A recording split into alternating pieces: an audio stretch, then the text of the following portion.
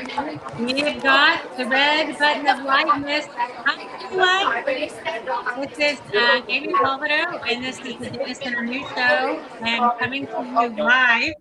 Allie is coming to us live from New York Airport because she's leaving DCD. One of the lucky ones that made it because my flight was canceled. But yeah, and we're going to talk. This is just a girls' show. I purposely did that for this one because, first of all, all of y'all need to come back. Roxanne usually comes. I need more women on the show, but I really want to. This is International Women's Month. I wanted to have a show that highlighted women in the data center industry. We need to talk about it more. We're going to talk today a little bit about kind of the retention and recruitment, and there's a gap of women in the industry. So we really kind of need to address that. And the other, typical topics that we like to talk about, the current news. I don't know if y'all saw, but Bernie Sanders and AOC introduced a bill for a data center moratorium. So if y'all want to opine on that, I have plenty to say. So, but before we get started, I will let my guests introduce themselves, and we'll let the new guests go first. Catherine. Oh, hi. Yes, my name is Catherine Lemus. I'm with Carrier Global Corporation. I've been there for about 4 years. We're based in Palm Beach Gardens, Florida. I am currently working remotely in Fort Myers, Florida, which is on the West Coast. And my role at Carrier is data center strategy and business development. So I support the sales growth teams and kind of have my finger on the pulse of what's going on in the industry regarding market, industry, technology, intelligence in a nutshell. Yeah. Awesome. Thank you so much for coming. Appreciate you being here. All right, Allie, your turn, girlfriend, as you navigate Newark. Hey, I want to apologize. There is an entire, perhaps, bachelorette party, New Jersey bachelorette party, enjoying some Long Island iced teas before they get on their flight. I kind of want to join them or invite them to join us. They're pretty fantastic, but they are quite loud, so I apologize. My name is Allie Burton. I'm the president and CEO of Borgia Consulting out of Seattle, Washington. And I'm also the co-founder of Obsidian Development Group, which is a data center development company, also based out of Washington.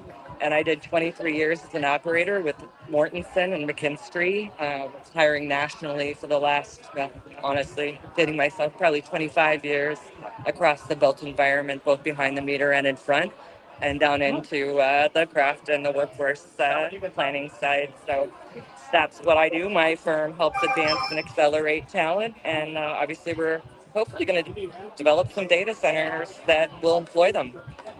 There you go. Thank you for having me, Amy. Yeah, for sure. Thanks for coming on. And Roxanne. Hi, everybody. Yes, I'm a mission critical construction recruiter. I specialize in executive recruiting for data centers, particularly on the construction side, which is pretty broad. So it's a lot. But yeah, that's the gist of what I do in a nutshell. I'll keep it short for you, Amy. I'll give you more time. Yes, Roxanne, and you've been only doing this, 25 years? Did I promote you? Is it 25? Is that right? Close, in different avenues. I started in military family services, doing career services. I did facility services, which is a great segue into recruiting somehow, but it's made me very successful. So I enjoy it, and I know the complexities of what we're looking for in talent, and can do the creative thinking to match talent to job announcements and what the company actually needs, and build teams. So yeah, I have made a career out of it uniquely. Yeah, and we were talking before the call, and she's like, I'm even more busier than I'm usually busy. So I mean, which is a good thing. But to me, that means that projects are starting to get kicked off the ground, which is good. We've had a lot of talk about all these projects for the last year. Oh yeah, we're going to build this, and we're going to build that, and we're going to be able to get this gigawatt here, this gigawatt there, and now they're actually moving, which is good, which is really good. That's awesome. Yeah, very cool. All right, so we'll talk about, I have a couple of topics I wanted to get to. We can talk about the talent shortage, which we know about. But before we get there, This is like the biggest flashing news since whenever. So the groundswell of We Hate Data Centers has finally made it to the U.S. Congress, and Bernie Sanders and AOC have introduced a thing to do a data center moratorium. I'm sure it's like dead on arrival, but yeah. So Allie, did you like reproduce yourself? Okay. All right. You want me to switch you? Okay, all right, got it. All right, you reproduce yourself. All right, I love it when people clone themselves. It's real life cloning. It's awesome. All right, very cool. All right, awesome. So, what do we do? Do we think it's dead on arrival? I don't think it's going to go anywhere. What is it that this misinformation that people have? Like, what is it that's driving this groundswell of We Hate Data Centers and their people? I get all sorts of things, by the way. I volunteered myself to be a punching bag on Facebook, and I go onto Facebook and I will reply to people going, no, that's not right. No, they're not doing that. No, they're not spying on you. No, they're not contaminating the water or the air. Like none of this stuff. But I just, and so I think, I don't know if y'all saw, but there's this YouTube clip out there with Bernie Sanders talking to Claude. And Claude is advising Bernie Sanders to put a data center moratorium on because all they care about is money. And I'm just like, I'm like going, okay, so you're going to listen to the AI that tells you that we need a data center. You're basically like living out that like there's an AI overlord because it's telling you what to do. I don't understand. All right, Roxanne. Perhaps Bernie should work on his Mandarin. I know exactly. I know. I don't get it. I mean, obviously, this crowd, we know that we're critical. I think, who was it? There was a group that came out and just said, basically, this is just silly. You don't slow the train. We'll figure out how to build it more responsibly, and we are figuring out how to build more responsibly. With obviously, Catherine knows about the cooling changes, and we're in the thick of it, and changing our water reduction. And Allie, you do developments, and I do too. Like. A lot of the stuff that was like the biggest moving target for me on my developments outside of Austin was how much water are we actually going to need? Because everybody's like, well, no, you don't really need a whole lot of water. I'm like, what does that mean? Like, I have to put in a water request for a certain. Is that a bottle of water? Is that a bucket of water? Is that an aquifer? Could we be clear? Yeah, exactly. And so I'm guessing, like, I'm still kind of guessing because depending on who comes in, it could be 10,000 gallons a day. It could be nothing, absolutely nothing. Or it could be, maybe 50,000 gallons, which is still nothing. Like, but I can't limit myself. I just find it super interesting. I don't know. And really hard to explain to the average bear if they don't live in nerdland with us in data centers. It's a really complicated topic, not just geographically, but from an OEM perspective, you're not always in control of the type of equipment you're going to need to be able to put into your data center. And we don't control the manufacturing of that. Right. Have you felt like that's been kind of a barrier, Amy, just trying to figure out, okay, well, are we going to have liquid cooling or are we not? Is this an AI computer or not? Yeah, exactly. I don't know. Like, is it going to be part CPU, part GPU? Like, who's depending on who comes in, and then even who comes in. Like, if it's a developer, like I don't know, Overwatch here in Austin, or Edged, or one of those guys, they don't know what the end tenant's going to need. They have no clue. So that you have to wait until is it Meta? Is it Amazon? Is it a bank? Is it whoever? Are we going to do? And what are we going to build? So we don't really know. It's like you're guessing. So it's kind of an interesting thing. But they're all doing closed loop. And what I find is that even the power gen is moving to closed loop, right? So like even because a lot of everybody's doing behind the meter. So I find those solutions are becoming really, really helpful. So it minimizes what the water looks like. And I'll let Catherine talk. She's a carrier. So y'all are just devising like all these cooling systems, and most everything you're seeing is closed loop, right? that y'all are all new developments are closed loop? Yeah. Yeah, absolutely. Absolutely. Yeah, there's just, as usual, politicians, whether you're conservative or liberal, they are taking advantage of the misinformation that has been put out there for years and years and years.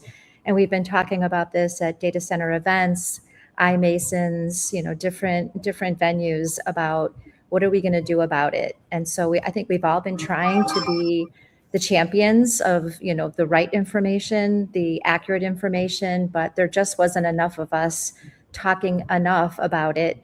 And so it was a matter of time, like you said, Amy, in the beginning, that somebody, one politician or a bunch of, politicians were going to jump on the bandwagon of misinformation. So I kind of laugh when you talk about Facebook, because I'm originally from Michigan, from the Detroit area. And within the last 6 to 9 months, they've announced a couple of really big data center projects there. And it hit my Facebook, with my own personal friends. So I took a pause before reacting immediately, but I did try to talk them off the cliff, that it's a misinformation. This is not a bad thing. This is a good thing, but it's really difficult to do on Facebook. So I really need to pick up the phone.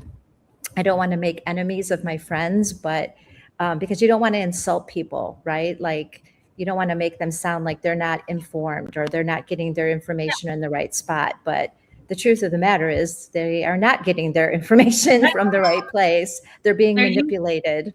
So it's sad. They're using Google with friends on a data center to give them misinformation. Well, it's not necessarily misinformation. They're just expecting that what was built in 2022 is what's going to be built tomorrow, which is not the case. Right. And so they're just got bad information, and Google's not necessarily telling them the wrong thing. Yes, that's how they were built in 2022 or 2023. Yeah, we're definitely not going to stop this train, just like we didn't stop automobiles from being built or railroad tracks being built. Not that I was alive back then, but you know where I'm going with this.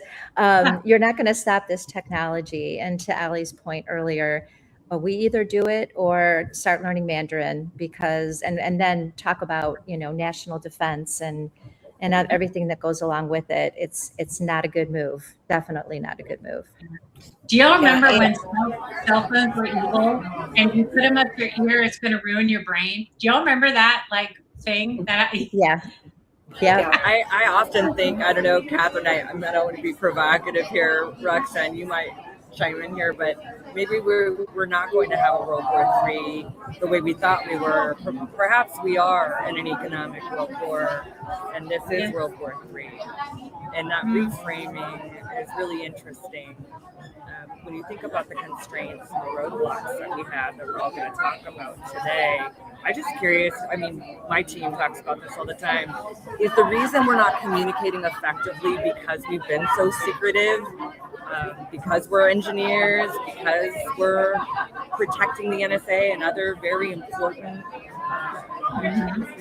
sovereign data centers. I mean, I would love to hear your guys' thoughts. We talk about it all the time, because when you think about how much a data center, or say like a digital hub or an industrial complex, can bring to a state's revenue, especially a state that has perhaps had some issues in the past, with manufacturing leaving, offshoring, etc. I mean, a single data center can generate tens of millions or hundreds of millions in annual revenue for the state, which can be distributed into all types of things. So I have such a hard time understanding, like, why wouldn't you want it?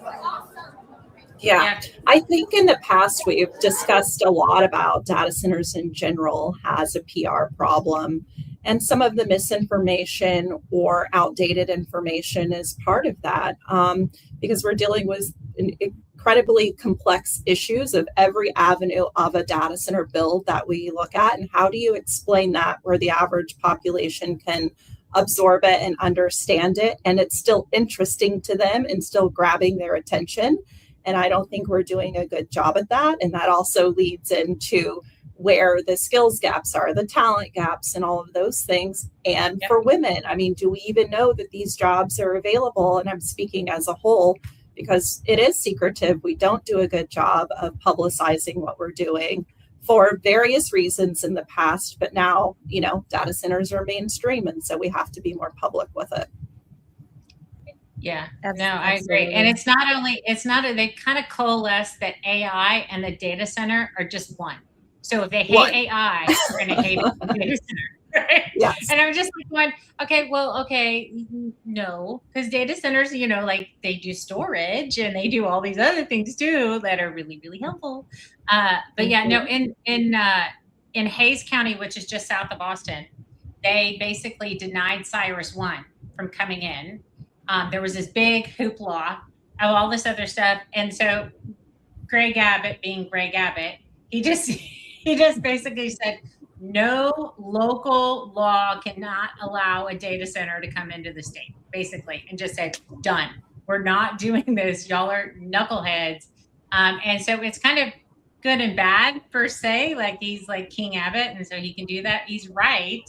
But I hate to do it that way. I'd rather just educate people and explain to people we're not evil. Like data centers are not evil. Like we're so necessary and needed in everything that's going to happen going forward. And the AI has been out of the box. You cannot put the worms back in the box. It's out. So like let's get used to some of this stuff. All right, okay.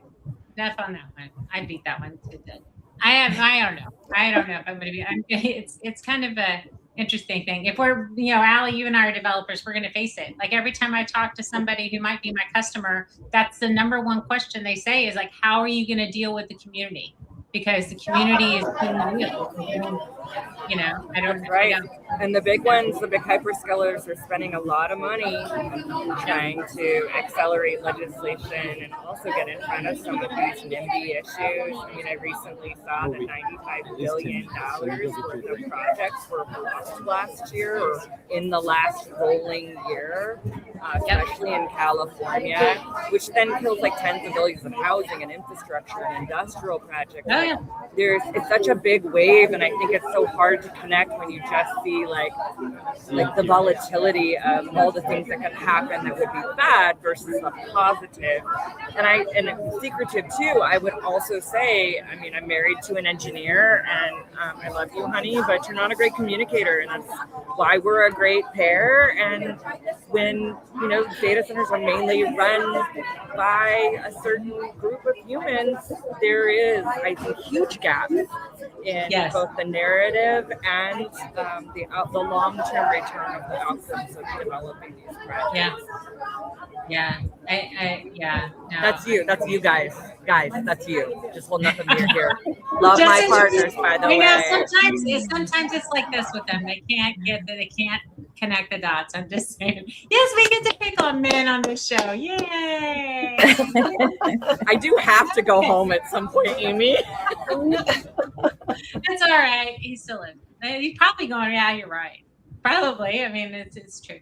Okay, let's talk about. All right, let's shift gears a little bit and let's talk through this whole talent, like recruitment versus retention, and how are we actually going to get women into the industry? I mean, honestly, let's be real. Like, you get a woman in the room, the place just runs better. Like, especially you get them in leadership. Women-led companies operate.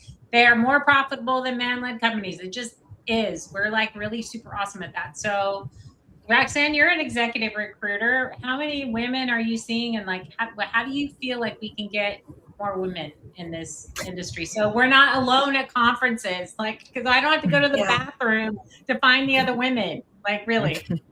Well, I see few women, and I will say I want to put a PSA out there to women. When a recruiter calls you, please answer the phone. I think we are so busy doing our real jobs and being efficient at those that we don't ever want to hear. We have that sense of loyalty that we don't want to hear about other opportunities, and there really are great opportunities.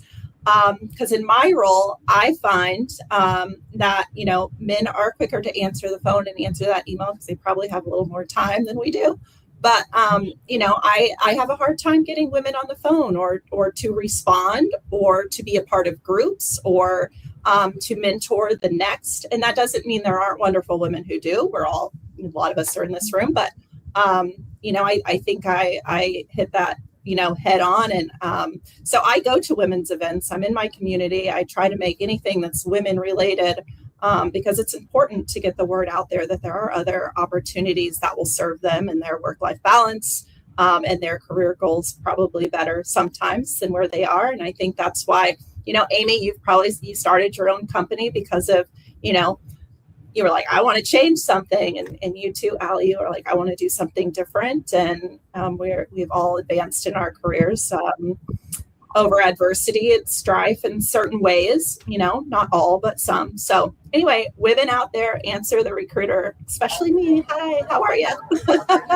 Roxanne, we're all going to post you on our LinkedIn after this. Like, call Roxanne. It is Yes. And I would say to them, don't be afraid. I know that there's a lot of fear right now and a lot of things. But if we don't lead and we don't set the example and we don't stand up and say, no, this isn't okay. Yeah. It will not change. Because I keep going back, and Catherine, let me know what you think here. I know we could come up with a safe word because I talk too much. We don't have a talent pipeline problem. We have a work design problem. And the entire model is based on old banking KPIs and productivity metrics that are not quite in alignment with what we're trying to do, nor is it in alignment with the way in which we're trying to work. And to be respectful to all of my amazing male mentors, colleagues, and friends who have accelerated my career tremendously, they too see it. We all go, where do we start? How do you start to break a mold that is financed by the guys from Princeton and Harvard Business School, bless you? Yeah. No, I get it. Yeah, go ahead, Catherine.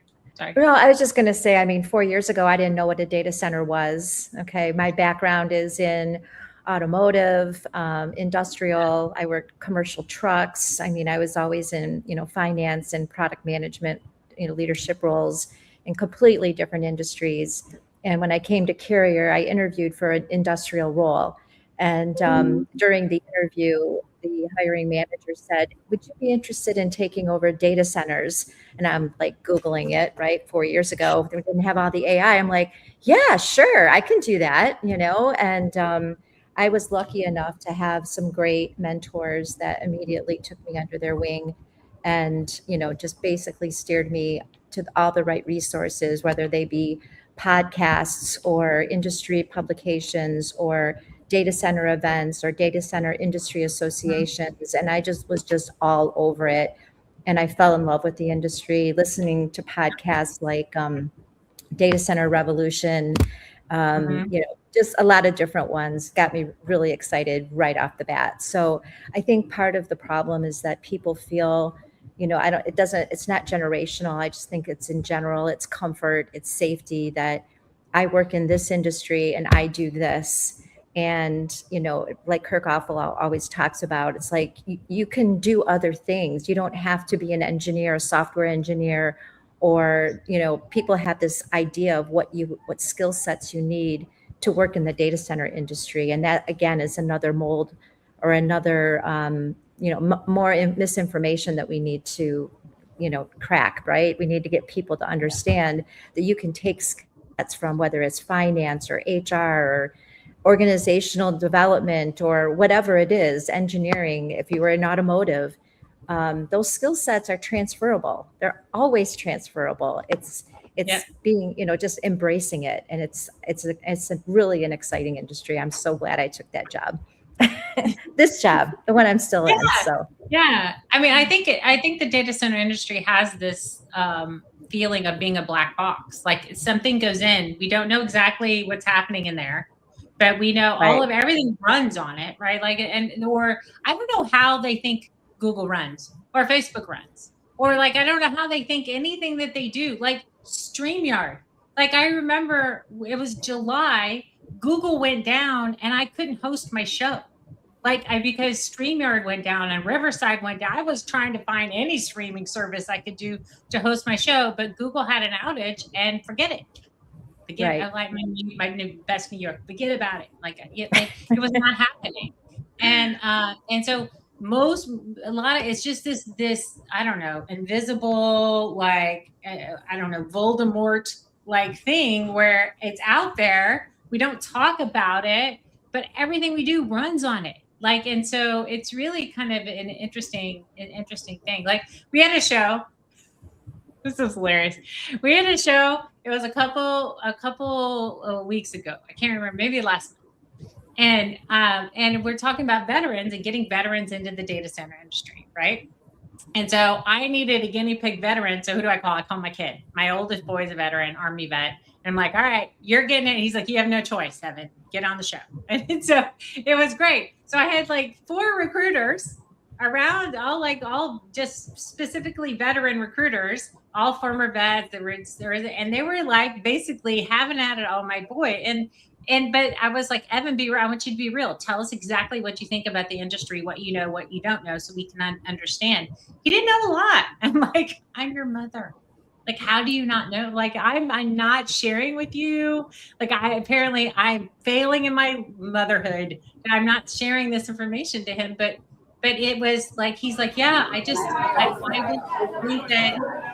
think that anything that I can do would have it. And he did combat intelligence in the Army, and he's worked security jobs at Travis County. I'm like, they would hire you tomorrow. Like, go get a job, kid.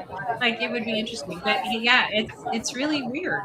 It's really weird. Anyway, I digress. I'm just really curious, like, on this talent shortage. I mean, Roxanne, like, it keeps becoming this people conversation, but it's actually an execution problem, right? Like, this is significant delivery risk for us, Amy. And I feel like I'm, I don't know, kind of a parrot, and I keep saying the same things. People are like, yeah, that's important. Let's call HR. I'm like, you leave Karen alone, okay? She's got a full load. I did that job. It's really hard. So let's give our HR partners a hand and say they're just trying to keep the trains on the track. And at what point did you acquiesce your accountability and responsibility to your workforce, usually Mr. CEO, COO, CMO, whatever it happens to be. So if we have, say, 500,000 people working in data centers right now, and fewer than 100,000 of those roles are really shaping, hiring, and delivering, making the decisions, right? And only 8 to 10% of the entire workforce is women. It is your fault. Mm-hmm. If 90%, 92% are men making the decision and hiring, and we haven't nudged this in a decade. It's been 8 to 10% of the workforce for the last 10 years. I'm more concerned about that. Why isn't it growing even a little bit? Yeah, I agree with you, and I am so sorry, but I do have a customer meeting. This has been so much fun, and I am so honored that you don't even know me, and you called me up or sent me a LinkedIn message. I'd love to do this again. I'd really love to talk to all of you. So have a wonderful day, and I hope to see you all again soon. All right, thanks for coming. Okay, go get him, Catherine. It's the year of the fire horse. We believe in you. I try. Bye. Awesome, but yeah, so you're right though, Allie. Like it is this interesting thing. Why hasn't it moved? But if you look at traditional male-dominated industry, construction, which I was in, like private equity, real estate. Here, like we're not getting more women in. I don't know why. I don't know why. And where are they going? Because they're like 55% of the workforce is women. So where the heck are they going? Why are they not going into things like construction and engineering? I don't know. Or why aren't they staying if they go in? Yeah. Why didn't you stay? I mean, I think that's an honest conversation, and I feel like it's very provocative to be honest about it. Yeah, no, for sure. Yeah, no, I got you. Like, that makes sense. So why, this retention versus recruitment thing, if you can keep them, right? If we feel like, I don't know how long ago it was, I spoke at a women's conference. And there was this, so I was doing research to like sound intelligent at a women's conference, but there is this kind of, and they named this syndrome where we feel like as women that we have to act like men in order to get ahead. Like we have to change our personas in a way that so we can get promoted or wherever it might be. And so then at some point, we become so disingenuous with what we really are that we just quit and we just stop. And I can't remember what that was called. But it was this like syndrome that we do. And I was just like, well, I kind of get that. Like, I think Yeah. I changed my personality when I was on job sites. I had to.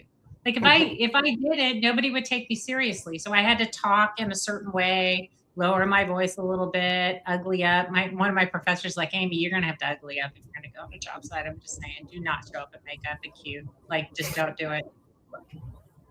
I was like, kind of like you. That's awesome. I think about the energy waste that you had from masking that could have been spent on doing other things. And I know, right? Men are likely feeling the same way and can't say it. Or men who perhaps don't fit into the heterosexual mold. Right. Well, I think it's how women and men perceive things differently as well. So on my end, if a woman and a man both ask me for a job description, if I send it to a woman, she's immediately going to say, I don't fit all of the qualifications. And I'm like, well, these are just kind of suggestions. Where a man will be like, well, hey, I fit 3 out of the 5. I'm in, solidly. I can do this. And so I think in some ways, women need to, and myself included, I'm very critical of myself. So we need to say, okay, well, I don't have the skills today, but I have the foundations to have these skills and I have the ability to gain these skills. And so I face that a lot. And then on the retention side of things, I will say a lot of the problem is now I have 4 kids, so I say this lovingly, but sometimes as women, we think, can we do it all? Does this company offer us the work-life balance and the structure and the flexibility to do it all? And I think that's a big question mark at a lot of places. So, and I think companies need to do a better job of answering that in their promotional materials and during the interview process and the hiring process. So women in particular know that they can. There's also we need to completely redesign the system. We basically hire people like a supply chain. Like they're just like these little models, like running on this conveyor belt. And you're like, that's not actually the human experience. And I hope that AI impacts that. But I can't help but think, Amy, like we tie that back to the grid, right? The instability of both our electrical infrastructure, our critical infrastructure, our workforce infrastructure, all of those things are compounding and impacting over time. And if we start to see surge pricing because of power constraints, it's going to hurt women even more. Because the cost of care in this country is shameful. It's shameful. I put 2 kids through daycare all the way up, and it was probably about $200,000. That could have gone into nonprofits or their further education or I know. I know. So that's a redesign problem. Oh, well, we don't want to touch that. No, you have to, because you're actually like holding yourself back from 50% of the population. It's not a good business decision. No. Yeah. I don't know how you do more like remote management where you can hire folks that can work from home. Like they said. So perfect example, my son, he's a new dad. And he's like, they're having to, so she's working because he was working at the county doing security. She was actually making more money than him. Good for her. And she went back to work and he stays home with the baby because they're like, we looked at the daycare expenses and it was like what I would be getting paid. And so there was no net benefit for him to go back to work. And I was like, well, okay, so there's going to be a lot of people, and I hope because our population is dwindling. I was like, hurry up, y'all need to have 10 more kids because like we're not going to have like anyone who uses AI because we're like, anyway. I also want to just drop in there for a friend of mine who's a single mom who has to spend upwards of $2,000 every time she has to go on a business trip. It is not reimbursed by her company for childcare, and someone to come watch her kids so she can travel. That's just there are these little actions. There are a million samurai cuts that keeps us at the age of 10%. Can we just get to 15? If we get to 15, crap, I'd take 11. Can we just get to 11? That's a lucky number. How about we just start there? Yeah. I mean, it's going to have to be flexible work, and they're going to have to understand, especially I'm a single mom too. Like if I work from home, and if I had to go somewhere or travel, thank God I've got like family around me, because otherwise it wouldn't work. Right. I've, done all of that. And I don't want to point fingers at all the operators and builders here. I mean, I've been behind that fence, and it is not easy. And thank you for all the work you do. You get up every day making it happen. Right. And we're grateful. And I'm very grateful that I had a husband that supported my career, was able to help me pay for daycare so I could travel and I could build my career, become an executive, and become a founder, and all of the things. Lucky me. Entitled as hell, right? Not all women have that. And I look at the operators and go, I think they're doing good work. The Vantages of the world, really doing awesome work in workforce and thinking through. As a shout out for you, Amy Garner, wherever you are. She's leading some really amazing things there to help accelerate this topic. But I look at the investors. The banks are making the decisions, but they're never around when it gets hard. So who's holding them accountable? And if you're a private organization, you're not held accountable to reporting on your numbers. So you can't say, for example, that perhaps you've lost 25% of your female population in a year, which I have seen, but they keep it quiet because it's shameful, right? It's embarrassing. Why can't we hold on to women? Well, we've already discussed the why. So how do you change that? And why is it always us having to have the conversation? Right. Yeah. Sorry. I know. I think it's definitely interesting. I don't think there's a one size fits all for, obviously not everybody or even every organization. But if I were to go take a job, which I have, my last job at a corporate environment was a long time ago.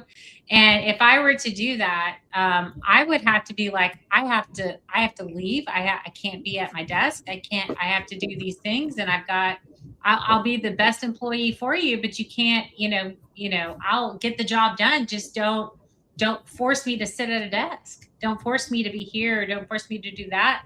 And give me twice the amount of work of anybody else. I'll get it all done at different hours, but I don't know. I'm probably not like everybody, but I think this flexibility in the work, if there's something that you can't, now I get on construction sites, I get it. I was a GC. Trust me. I know exactly what you're going through, but there is flexibility in there. A lot of people don't realize that. You can start your shifts later. Weather happens. You're going to have to move stuff around. You have flexibility to run 2 shifts, 3 shifts, whatever it is you want to do, depending on how fast you got to get it done. There's flexibility in the system. People just don't think that way, but there is. Yeah, I know from my perspective, Amy, I have talked this dead into the ground about talent shortages and my belief systems around that. And I'm glad Amy shares Allie and Amy both share my viewpoint a little bit on, we do have the pipelines. It's just how we get creative about it. And I do not want to harp on HR because I think they're wonderful, but I do think we have an HR innovation problem. But where does that start? It starts at the top, and it starts with hiring managers. And I say hiring managers because they are the ones creating the job descriptions, right? They're saying this is what I need, and it's not necessarily always accurate. And then it's the HR, the talent acquisition teams that are left fumbling what that looks like to even find that in their current pipeline internally or externally. So with that said, I do believe that HR teams need a little bit more leeway to be innovative. And some of this is the entitlements and incentives that are offered. And we can do a whole cost savings talk about what it would look like to do childcare and healthcare versus some of the other obscure incentives that they give. Is it human resources or is it human risk management? all of it. I would like to understand the differentiation as Yeah. someone who believes they're both important. However, this is an operational process. This is not a human. I agree with you, Roxanne, as somebody who has been in HR, and I totally agree with you. They're working so hard. Oftentimes, it's not the core business of most of these companies to be in the people business, but it actually is. Your most expensive, highest risk asset is your human capital. Why don't you know more about that than you do about liquid cooling? And It's, we know why. It's 30% of your budget. 30% of your budget. Right. Yeah. I mean, women only make up 28% of the office holders in the 2023 Congress. Which one of them's driving a daycare reform, work reform strategy? Bless them. Yeah. Thank you for your service. The major opportunities, I'd like to see some people stand up on, especially the COOs of the world. Stop pointing fingers at HR. You've under-resourced them and constrained them forever. Is human resources still going to be a thing in 2035? It'll look really different. Yeah. I'm demoing an HR generalist AI bot for my company, for my clients, because they can't afford you, right, Roxanne? They can't afford someone of your caliber, nor would I want to waste your time on churn rules. Like, I want you talking to somebody like an Amy and trying to navigate in the same places. So I think it's a big opportunity, and also really enjoying the conference season. The women in this space have been so incredible and so welcoming and awesome. But we have to help each other from a career standpoint, and we need to be really clear that there are very few women in the C-suite. So if that's your path, you might want to consider some different options rather than a standard W-2. Call me if you need some help. No, I don't know. I've been an entrepreneur for way too long. That's how I got myself. No, Amy, they don't want us back. I know they don't. It's okay. I'm still your friend. You can hang out with me. We don't, trust me. When I took that corporate gig 10 years ago, I was like bulldozing my way through things, and then pissing people off because I wouldn't wait around for them to think about it. I'm like, no, come on, let's go. What are we waiting on, people? No, I think there's this idea, this perspective of role, because there's so few women, to show the diversity of personalities and experiences and backgrounds, right? I think in particular, the power structures in a lot of these businesses that are built around control, right? And risk management and project management. Of course, that's where their mind goes. So I don't think anybody's doing this on purpose. But if you don't admit it's an opportunity and then you try to squash it, you're the problem. Yeah. So if we were going to think outside the box and redesign what it would look like, what would it look like? Like how should we recruit differently? What should we do? Well, I think the first step is understanding, in terms of construction, we understand time to market very well, but in terms of people and talent movement, we don't. I do.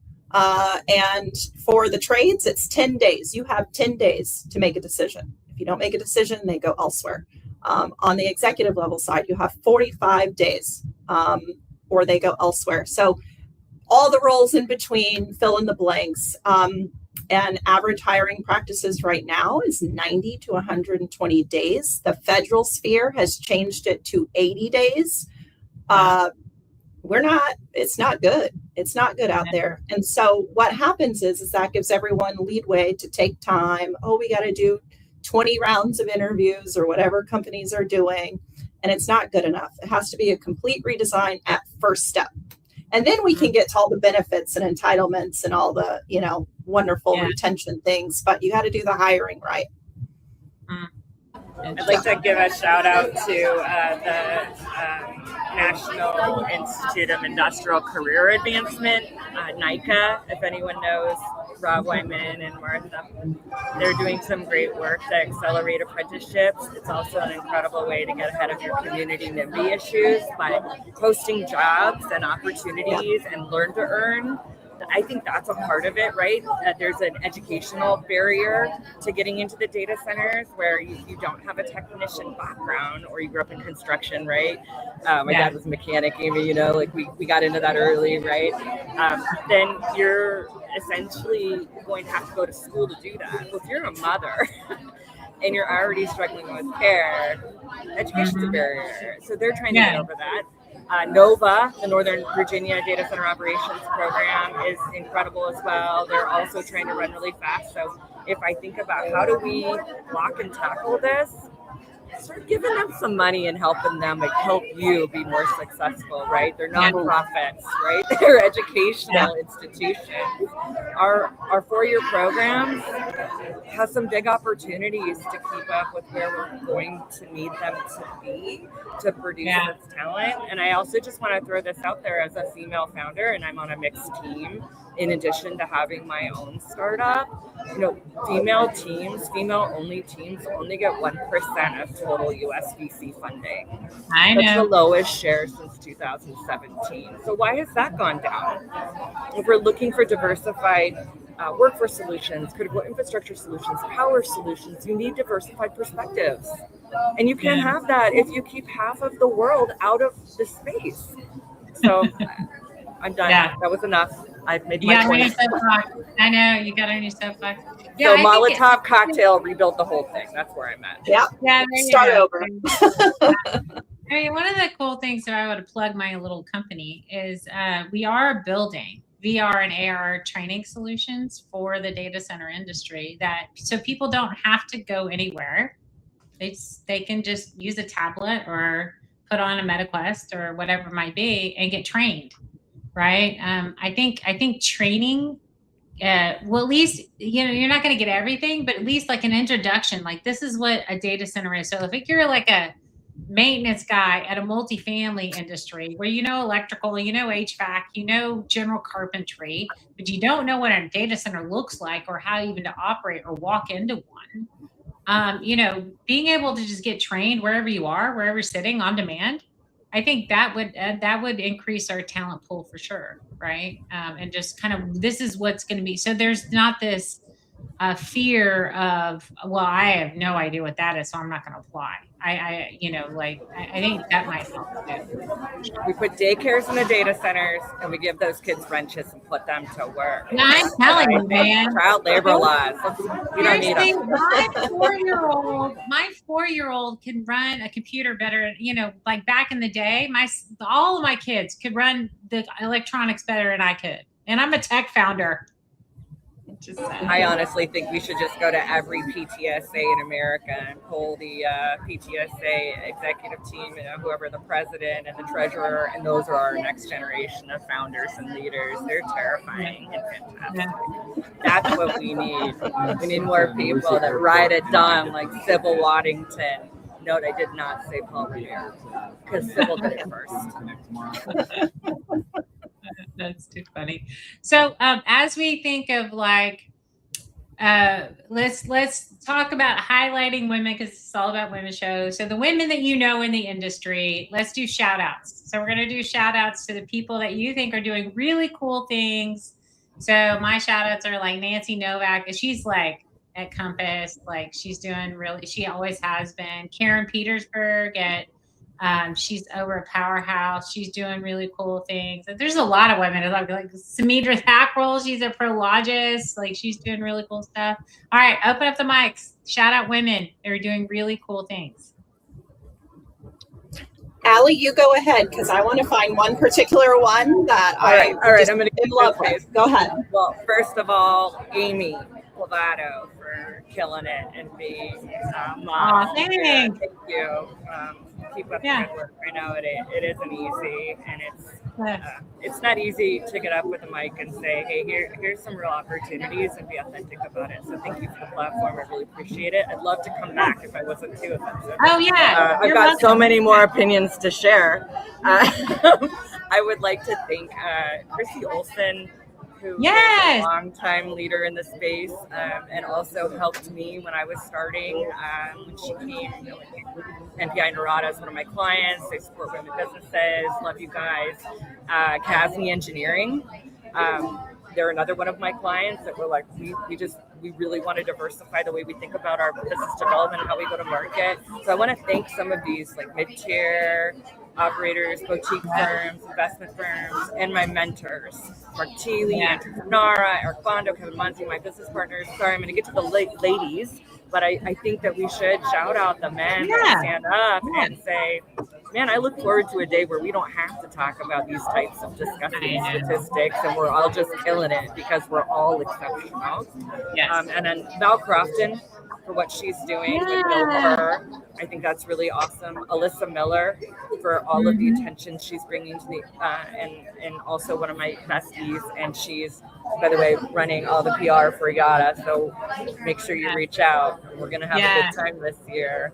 Gosh, there's so many amazing people. Her team is doing a really good job. And I'd love to just shout out to my business partner, Sarah Spencer Workman, who is driving the energy conversation behind the meter, like Chicken Little, as fast as she can, having spent the last 20 plus years behind it. So there's my list, and I'm sorry if I missed anybody. Oh, my daughter, Tegan. Oh, there you go. Yeah, she's 14, and I said, you want to go into data centers? And she said, I think I'm going to be a horse dentist so I can afford my ponies. And I said, that's fine. That makes sense. That makes sense to me. Yeah. Those horse dentists get paid a lot. I'm just saying. She really liked his car, and he said not only does he get to pay for all of his horses in his stable, but he's done at work at 3:30. And she's like, I like that. My mom works like an animal. Mm-hmm. I hear you. All right, your turn, Roxanne. Yes. Well, beyond you, Amy, you're the ultimate connector, and I just appreciate you so much. And then personally, as a woman, I just love watching your trajectory in life and everything that you've overcome to be what you are. But beyond that, I want to highlight a junior person. Her name is Jennifer Choate. She's with Fortress Building Products. She's an internal recruiter. And she's junior in her role, has been there for 2 years, but she is doing amazing work. They've started a mission critical division, and she is just a bull in a china cabinet. She wants to learn everything. She wants to learn everything about data centers. And she also came and was just like, I don't know if I can do it. And call me every week. I'll tell you everything I know. I don't mind. And so she's fantastic. And then Amy Dobrokov. She's wonderful. She's in business development. She started in EV charging and solar. And I talked to her one time and she's like, I never even knew that we had a data center division. I said, why are you not in it? Now she's in it and she's killing it, and she's a rock star, and she works for Rexel Energy. So all doing great. And I didn't want to highlight any of my candidates or clients because you're all wonderful, everyone, but I want you to all stay secret and confidential. So these people that I'm highlighting just inspire me outside of those spheres. So everyone's doing great work. That's awesome. Yeah, I've met so many really cool women. Karen Cooper, she's, I think, I can't remember, she was at DLR now. I think she went somewhere. But yeah, and it's funny, because in the data center industry as a whole has been, when I kind of pivoted a couple of years ago into the industry, because I was a developer in other asset classes and I got into the data center industry. I will say everybody's been really welcoming. Like everybody's been like, hey, we all need help. Everybody's got to pitch in. We're just like our butts are on fire. But the women too were really, really welcoming, and it's been a really cool couple of years. And if you're not on the WhatsApp group, get on the WhatsApp group. Oh yeah, I don't think I am. You got to get me on the WhatsApp. I don't think group. I am. Yeah, it is a fantastic, there's about 250, 300 people on there, and it was really kind of what you're doing here, Amy, which is creating community and creating places of trust, to be honest. And there's also really awesome strings when you go to conferences. So if you're by yourself, reach out to Stacy Heckel or Terry Klug from Big They will get you all set up. I think that those two, I was with Terry yesterday all day. They have been the most welcoming and frankly some of the coolest, most badass women that I have ever met. So thank you for being so welcoming, all of you. All right, before we go, give us the DCD rundown since I didn't get to go because my flight was canceled. Oh man, it was really well done. There's a lot of conversations about power. There's a lot of misinformation about water. I think everyone's confused. A lot of people went to the NVIDIA thing, so didn't make DCD. So I do think that power, workforce will continue to be some of the biggest topics of conversation. I do believe that what I saw in some of the conversations I had around modular data centers and on-site power and behind-the-meter power generation is creating a lot of entryways for women to enter. So just a plug for Roxanne, for Amy, for myself, if it's something you want to do or you want to get into a better role or you're looking to start your own company and you're just looking for the sisterhood, we're here for you. Let's put our time and our attention where our mouth is, right? So I'm at your service, and I am lucky that others were there for me, so I can do it for them.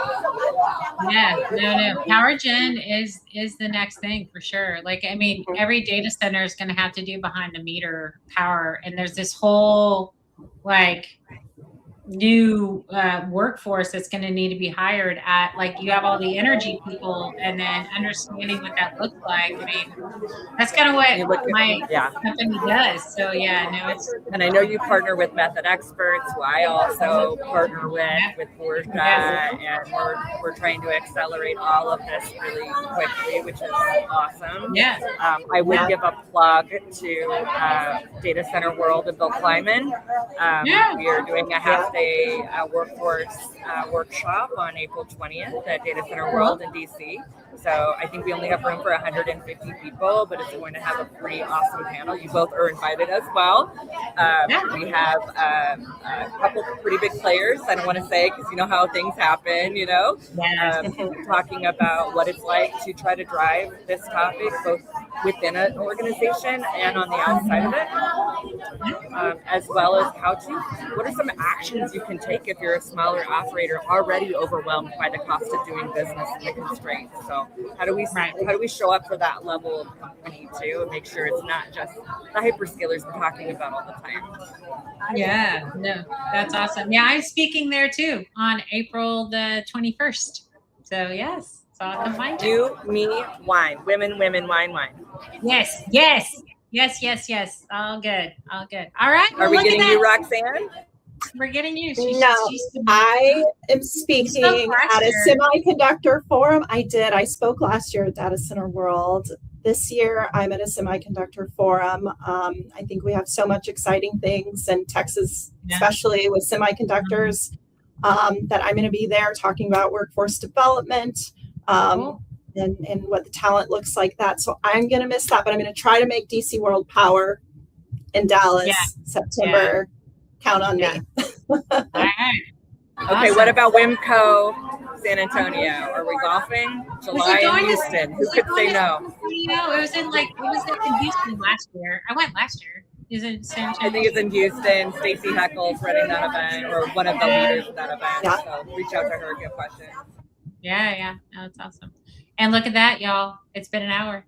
It goes by fast. I'm telling you, Allie. I told you at the beginning it was going to go by fast. Oh, man. Like, we're here. All right. So scrubby. Appreciate you all. Right. If somebody would like to get a hold of you, how could they do that? Well, you can look at this wonderful name right here on the screen, Roxanne Saponic, and you can plug that into LinkedIn, and I will connect with you happily. I conversate with people there regularly. But you can email me at roxannesaponic@josephchris.net, or you can pick up your phone, everyone, and call me at 281-359-2192. Awesome. And Allie? I have that song, 8, 6, 7, 5. Same. You can find my website at borgiaconsulting.com. You can also find a development group at cityanddevelopment.com. But LinkedIn is probably the best place. And I'm very active on there. So it's my only social media. I can't do anything else. It's too overwhelming. Texting and LinkedIn. That's where, and parenting. That's about it. That's all I got. I know. Well, all right. Go get drunk with that bachelorette party because that will be like so much fun. We're all jealous that we're not there. Well, may your travels not include Newark, my friends. Yes, exactly. Exactly. Well, that's it, y'all. We will see all of y'all next week. Same bat time, same bat channel. Thursdays, 1:30 p.m. Central. This has been the Data Center News Show. Thanks for watching.